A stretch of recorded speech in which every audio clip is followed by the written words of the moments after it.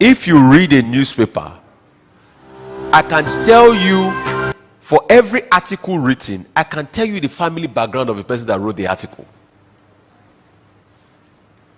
Because you see his bias or her bias, and you see her upbringing written. So the funny thing is that you carry your upbringing with you everywhere you go in your life.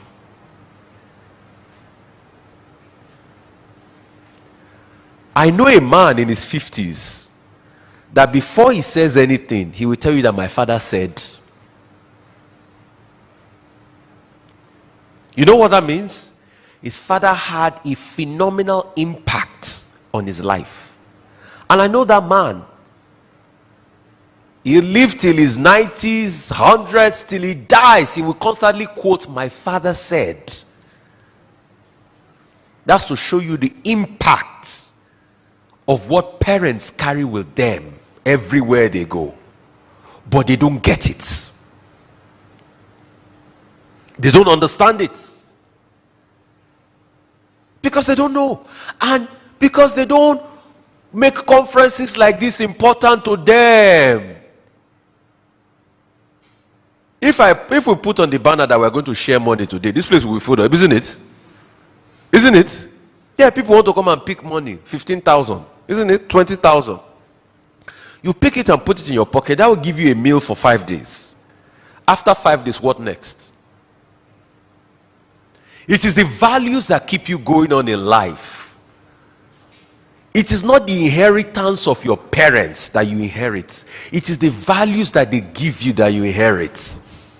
I have seen daughters and sons of billionaires that have wasted what their father gave to them. There's a Yoruba saying that the child we give birth to and we don't teach will take the home that we built and sell it.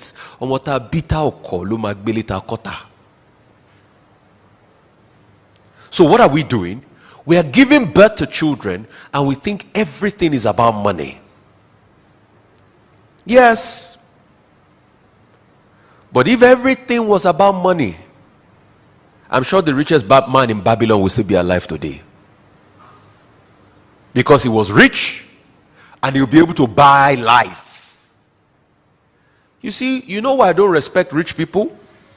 Please show me one rich man that can use money to buy life. If you have so much money, buy life. Once you can buy life, yes, I respect you. As long as your money cannot buy life, then money is not the most important thing. But where does it start from? Values back to the family. So I submit to you, all of our problems today, our family cause problems. But you see, in tackling Boko Haram, I have never heard a day that the government will organize a family conference. Because they don't know. There are a lot of things they don't know. And I think the first place to come from is organizing a family conference. To even know what makes up the family in Nigeria. Because if you don't know, then you've gone amiss. Why do you think that the most important thing to the British government is the family structure? And that's why they put a lot of budget into welfare.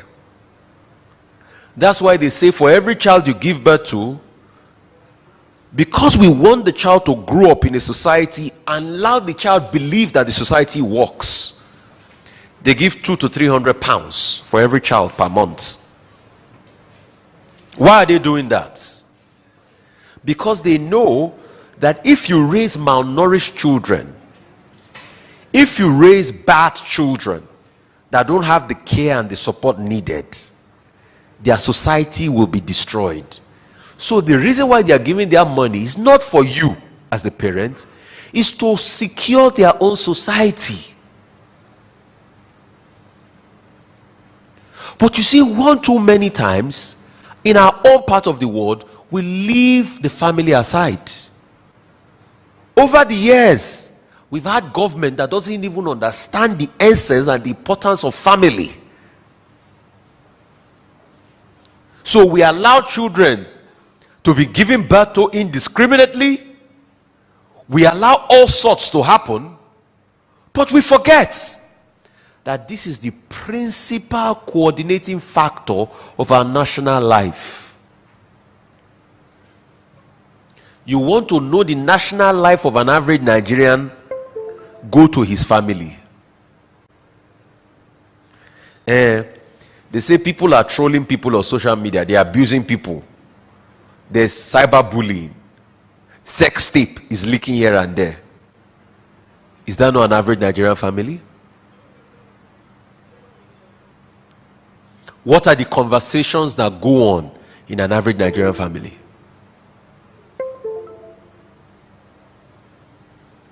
Do parents use occurrences as teachable moments for their children? How can they do it when they don't even have the values to teach?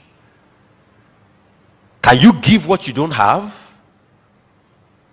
So we are quick to complain, but we forget that we are the problems. Do parents even plan for the birth of their own children? It is only in Nigeria as I hear people say, I have children by mistake, by accident. How would you even say that to yourself? That you have a child by mistake? By mistake. A full human being. You brought him to life by mistake. And it was a mistake. And you know, they say it proudly. You know, I was not supposed to have a second child. It was by mistake. And they even go further to say it, you know, we even tried to come out the beleo, but the baby just stayed. So you are bothered when the child has a mistaken life, but after you yourself admitted that the child was a mistake. And we don't correct the trends in society.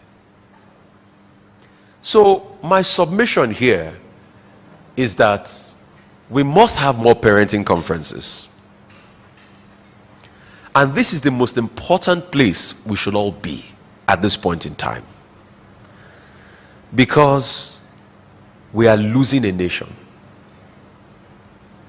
And you know why we are losing a nation today? Is because we lost the family 20 years ago in Nigeria.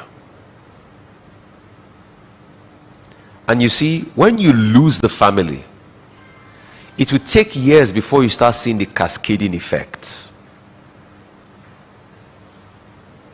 Go in Nigeria. And you see, when you lose the family, it will take years before you start seeing the cascading effects. As I submit to you, don't forget, those we call terrorists, bandits, vandals today. Have you ever spared a thought and asked yourself, what families did they come from? God bless you.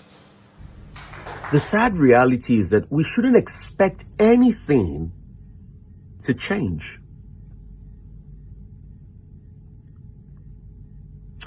Because increasingly we are churning out more homeless children. More children that their parents are not taking responsibility for. And it will become a problem on the state in the future.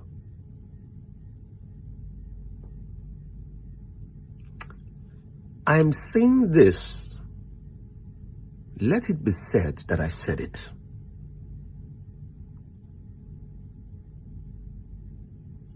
This is the time we need to have a national approach to parenting.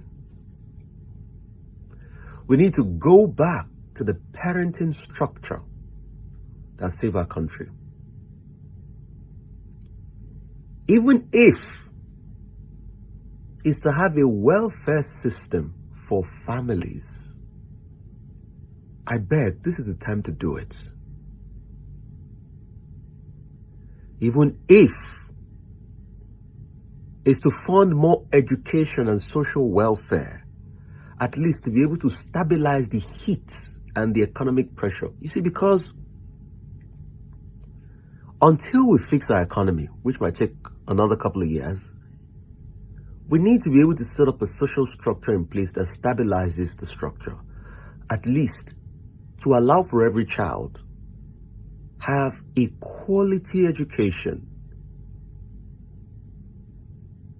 Quality education that is free to bring in inclusion up till about secondary school level,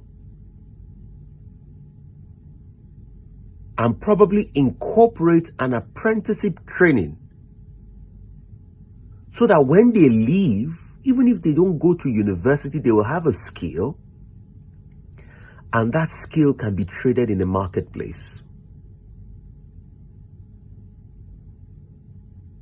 See, I'm a very practical thinker. As at this point in time, people need skills. Not everybody might be able to get to university and get a PhD. If you want quick development, you need skills. That's where apprenticeship come in.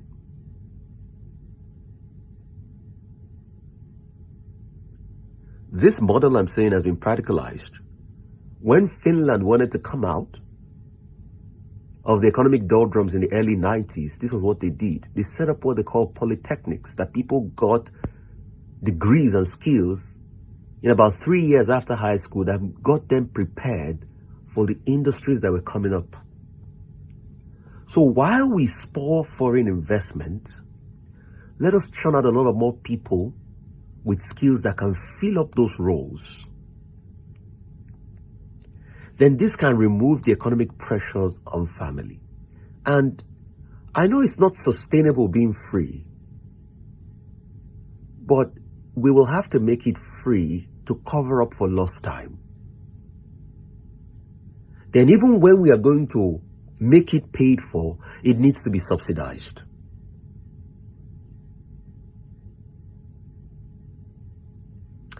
Because we have lost a lot of ground. And the things I'm telling you today, I'm not just raising an alarm. It is something that will help a great deal to reduce the pressures all over the country. You see, because all the pressures we're having, the agitations and everything, is because the family structure has failed, because of the crumbling of the economic prospects, and we are seeing the cascading effects. The things you are seeing today happened 20 years ago. Because you wonder, why will somebody carry a gun to kill another person for 10,000 naira, for 5,000 naira? It's because the family structure crumbled due to economics and other things.